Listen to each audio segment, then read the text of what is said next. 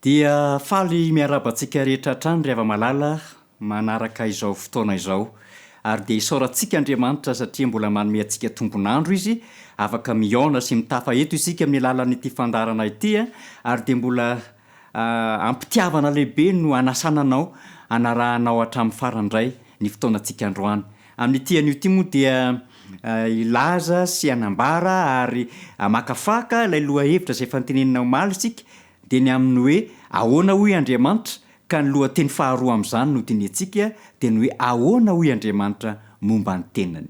Manasanao hiaraka hivavaka alohan'ny hijerevantsika indray izany lohateny izany. Hivavaka isika.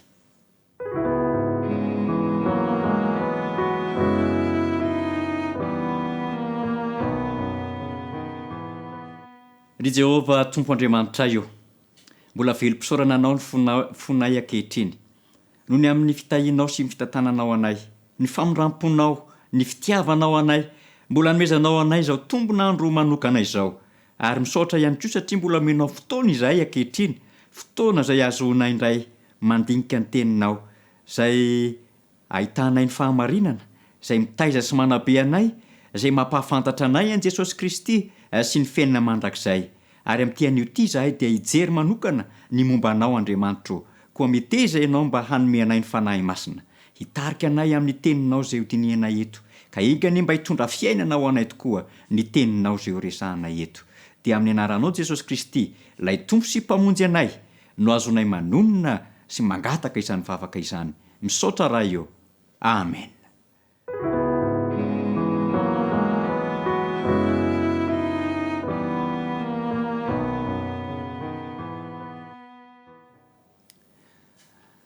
Ahoana hoy Andriamanitra momba ny tenany ary ilaina hatrany ny mandray ny soratra masina.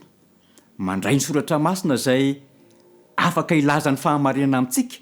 Ka raha ny momba an'Andriamanitra izany no resahana dia ao amin'ny teniny ihany izy no manambara sy milaza ny momba ny tenany. Ka ovakitsika voalohany ary ny ao amin'ny tenin'Andriamanitra ao amin'ny Genesisy toko voalohany. Satria rehefa mamaky ny Genesisy toko voalohany isika dia ahitantsika ny amin'ny hoe Andriamanitra dia mpamorona. Andriamanitra dia mpamorona. Genesisy toko voalohany andiny voalohany. Tamin'ny voalohany Andriamanitra nahary ny lanitra sy ny tany. Zay zany dia midika ry hava-malala fa Andriamanitra zany dia mpamorona ary zany no ambarany amin'ny alalan'ny teniny ao amin'ny soratra masina. Mpamorona izy no nahary izao rehetrarehetra izao, nahary ny lanitra sy ny tany. Ary nahary sy ianao ihany koa ao amin'ny Genesisy toko voalohany andiny faina amby roapolo. Genesisy toko voalohany andiny faina amby roapolo dia miteny sy milaza toy izao.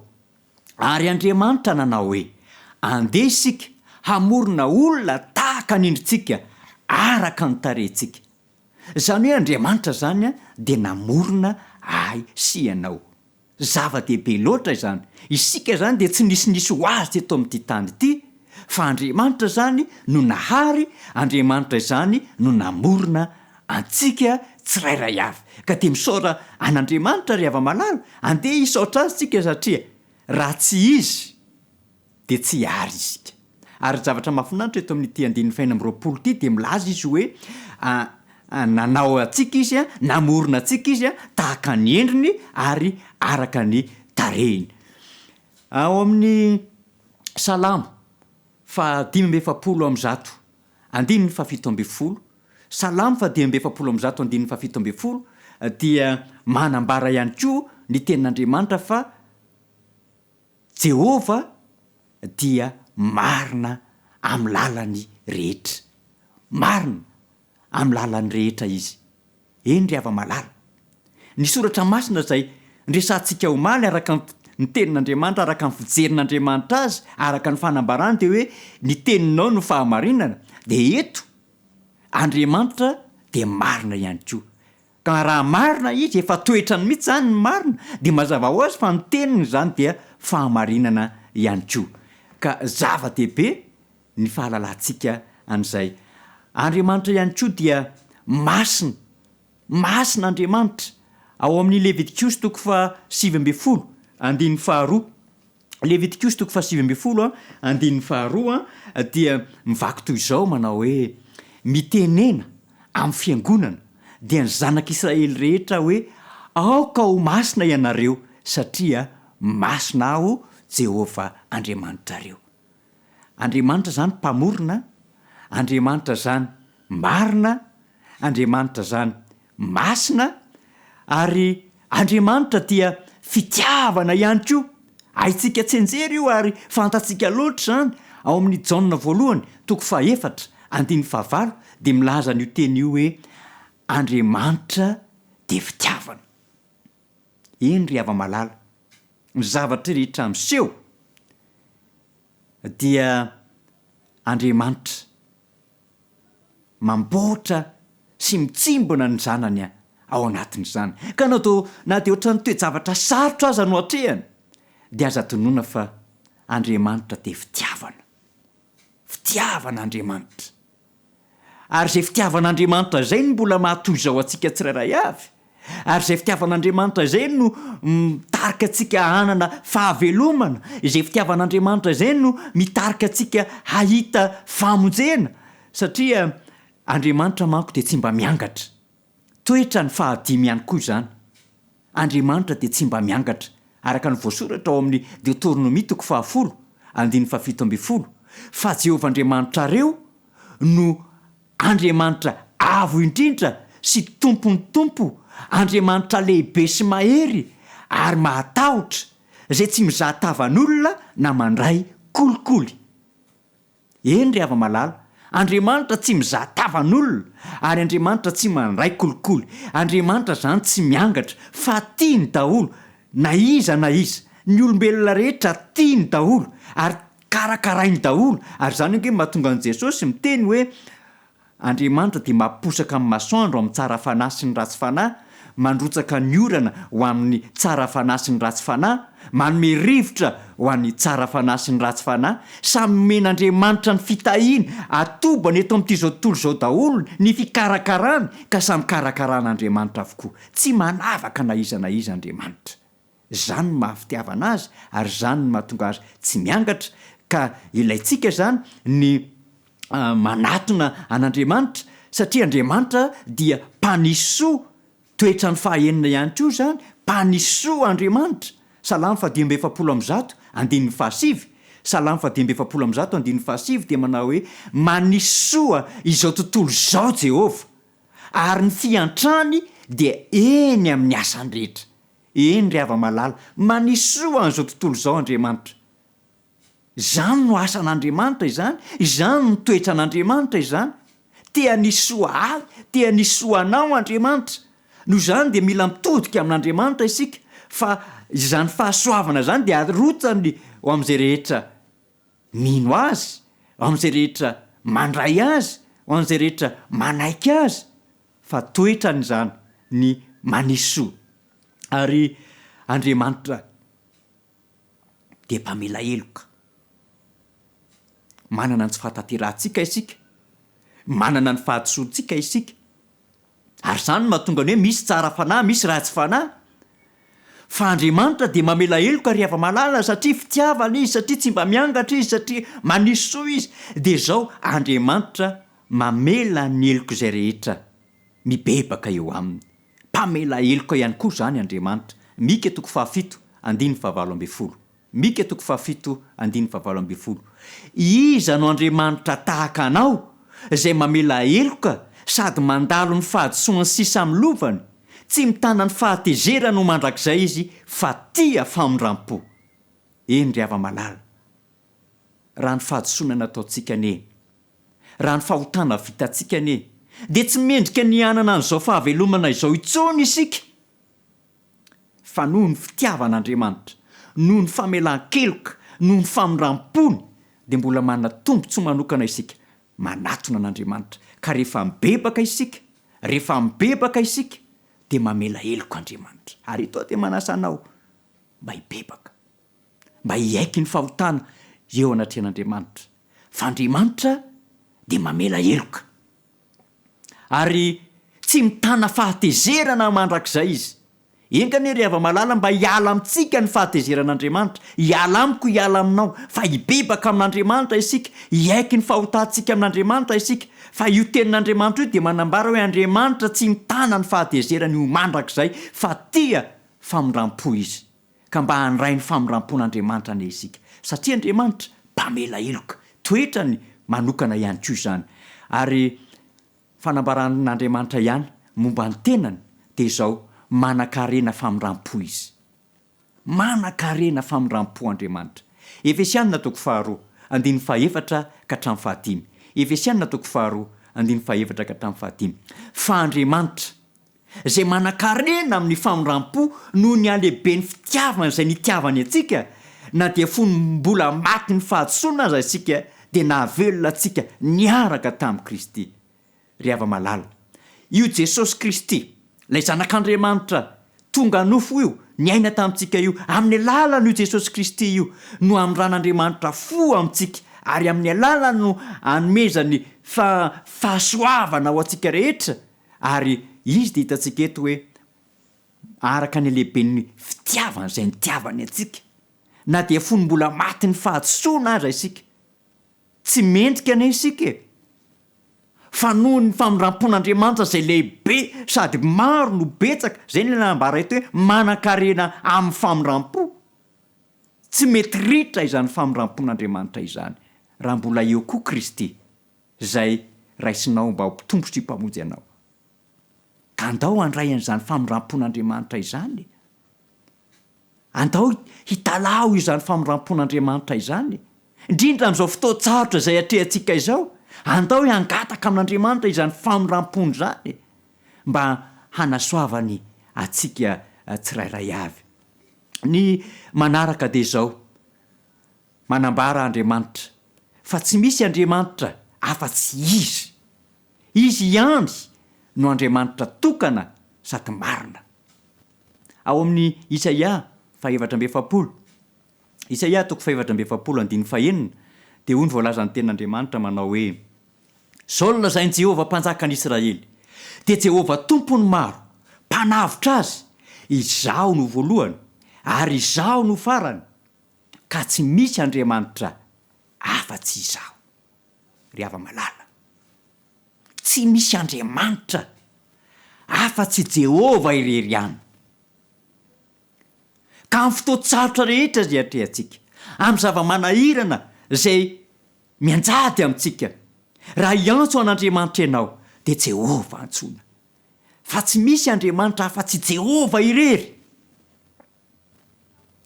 Aoka tsy hitady Andriamanitra hafa isika amin'izao olana mahazo antsika izao, amin'izao andro farany izao, fa aoka tsika hitodika amin'Andriamanitra, fa tsy misy Andriamanitra afa-tsy Jehovah irery ihany.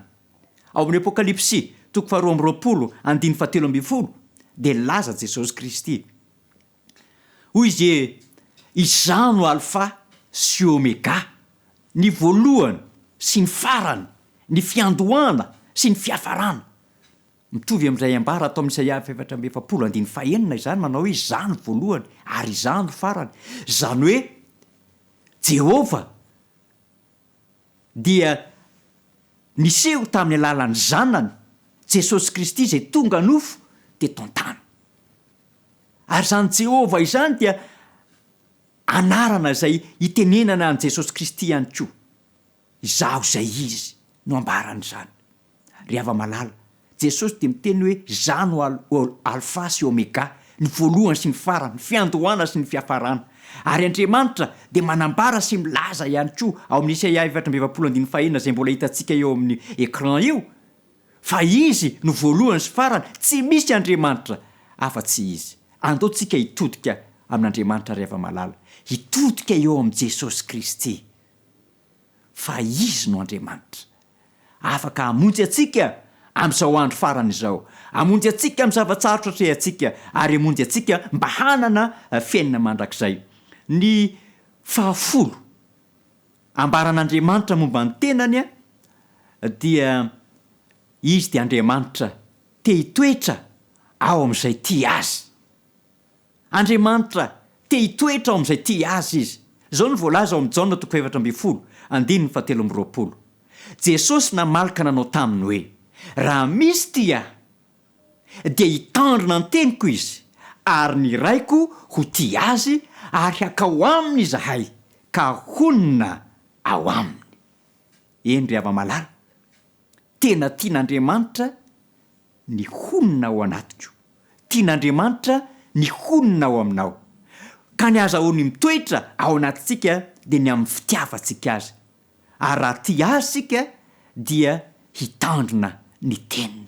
Izay teny fahamarinana efa nambarantsika, lazaintsika tamin'ny omaly fa ity no fahamarinana. Manambara an' Jesosy Kristy, mitaiza antsika sy manabe antsika izany ary manafaka antsika eo amin'ny fanandevozana ary koa maneho antsika ny fiainana mandrakizay ao amin'i Jesosy Kristy.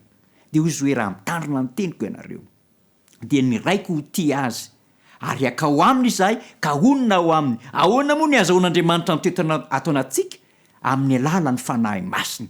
Ary izay no mahatonga antsika amin'ny tenen'le hoe Andriamanitra telo izay iray, Jehovah ray, Jesosy Kristy Tompo ary ny fanahy masina. Amin'ny alalan'ny fanahy masina no mitoetra atao anatintsika Andriamanitra. Jesosy dia miteny hoe hitoetra ao aminy izahay. Ao amin'ny Korintianina 1:9-7. Korintianina 1:9-7 dia manambara hoe, ahoana ary? Moa tsy fantatrareo fa ny tenanareo dia tempolo ny fanahy masina izay ao anatinareo sady efa azonareo tamin'Andriamanitra ka tsy tompo ny tenanareo ianareo.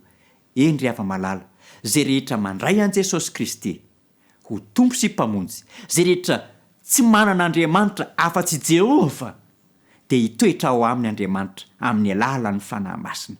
Tempolo ny fanahy masina, tempolo n'Andriamanitra. Ry hava-malala, ireo toetra folo ireo no azo ambara amin'ity anio ty. Betsaka ny toetra n'Andriamanitra zay voasoratra atao anatin'ity soratra masina ty, zay voambara atao anatin'ity baiboly ity. Fa ireo folo ireo ihany no nambarako taminao androany. Andriamanitra mpamorona izy, Andriamanitra mpamela eloko izy, Andriamanitra masina izy, Andriamanitra marina izy, Andriamanitra fitiavana izy, ary Andriamanitra tsy mba miangatra izy, Andriamanitra mpanisoa izy, Andriamanitra mpamela eloka izay fanteniko teo izy, Andriamanitra manan-karena famindrampo izy, ary Andriamanitra tsy misy Andriamanitra fa tsy izy eto amin'ity zao tontolo zao ty. Ary izy dia te hitoetra ao anatintsika tsirairay avy. Ka engane ianao mba ho tia an'Andriamanitra. Fa rehefa tia an'Andriamanitra ianao ka hitandrina ny teniny dia hitoetra ao anatinao izy. Ary rehefa Andriamanitra mitoetra ao anatinao dia manana ny fiainana mandrakizay ianao, satria Andriamanitra tsy mety maty no mitoetra ao anatinao. Ka Andriamanitra ny hitantsika tsirairay avy, sorantsika izy no ny fampahafantarany antsika izany zavatra folo izany indray. Na dia betsaka aza ny momba azy ato anatin'ny soratra masina, dia ireo folo ireo dia efa ampy ahatonga antsika hitoetra eo amin'Andriamanitra. Ka Andriamanitra ny hitoetra ao am-pontsika tsirairay avy. Ndeha tsika hiaraka hivavaka.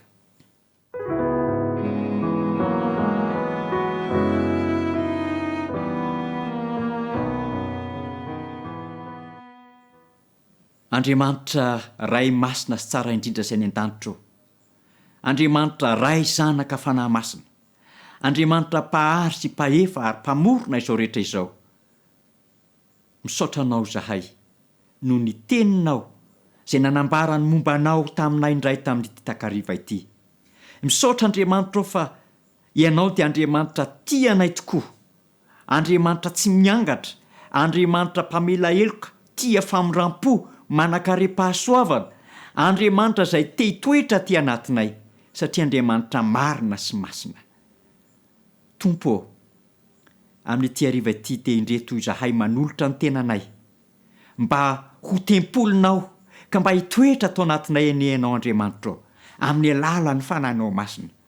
Ka izany fanahinao masina izany dia hitaridalana anay mandrakariva ka ho tonga zanakao ihany koa izahay ary andeha amin'ny fahamarinanao.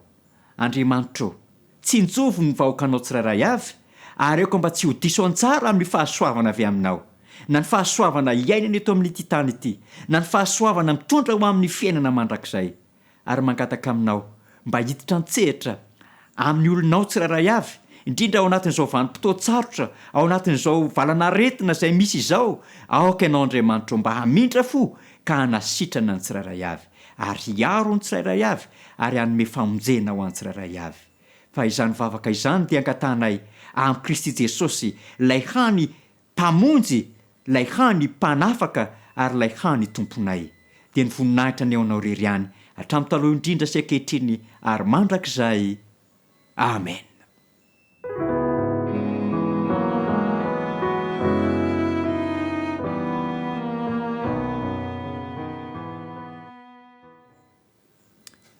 Dia ankasitrahany ianao ry hava-malala nanaraka hatramin'ny farany ray ny fotoanantsika androany. Andriamanitra ny omba antsika, hitantsika, ary manasa anao mba hanjoy hatrany ity fandarina ity, fa raha mpitso isika dia hiretsaka indray ny amin'ny hoe ahoana hoy ny Andriamanitra momba ny olombelona. Ka dia Andriamanitra ny hitantsika tsirairay avy, mirary fahasalamana, mirary ny fitahino amintsika rehetra, mametraka ny veloma mandram-peona indray. Veloma tompoko.